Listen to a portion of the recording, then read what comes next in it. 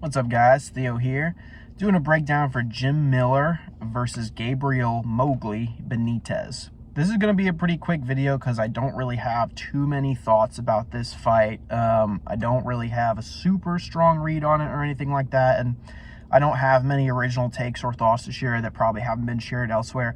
I do think Jim Miller is probably going to win this fight. He is the favorite right now on DraftKings. Gabriel Benitez, the underdog.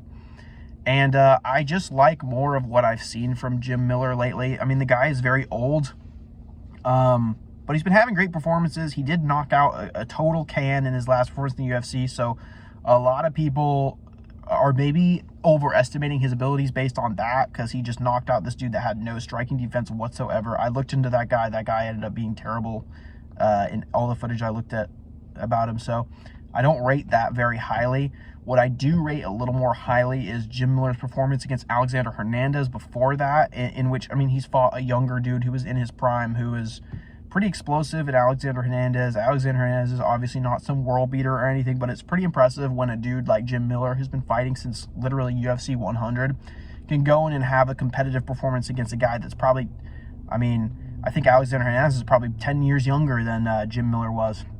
And ultimately, he just looked very comfortable on the feet, even though he lost. He just looked good. He's been looking good in his time in the octagon lately, so he might have found a bit of a stride.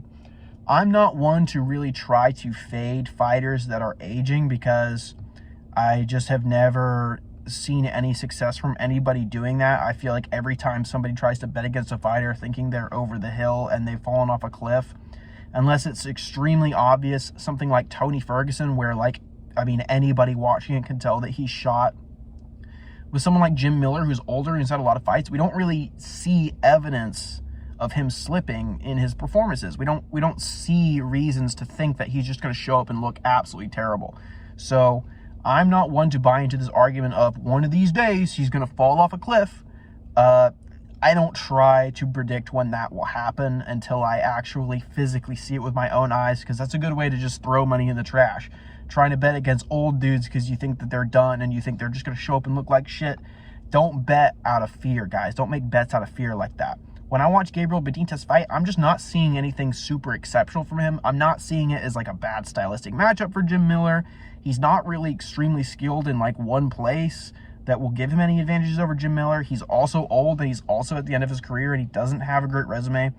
So I just don't see how you make an argument for Gabriel Benitez here, other than you just think that he has less fight miles than Jim Miller does, and you think Jim Miller is going to drop the ball and show up and look terrible because he's old. I mean, if you think that's a good reason to bet on Gabriel Benitez as an underdog, then go ahead and do it, but you're not going to catch me trying to sit here and fade a fighter that hasn't shown us any reason to fade him. So give me Jim Miller. Not sure how he wins this. I don't know if he's going to, I don't think he's going to knock Gabriel Benitez out like he did that other dude he knocked out in 12 seconds. I don't see that happening. Benitez strikes me as kind of a crafty old veteran, but I think Jim Miller is a craftier and more of a veteran. So we're going to pick Jim Miller to win this, guys. Stay tuned in, coming with the main fight prediction in just a little bit.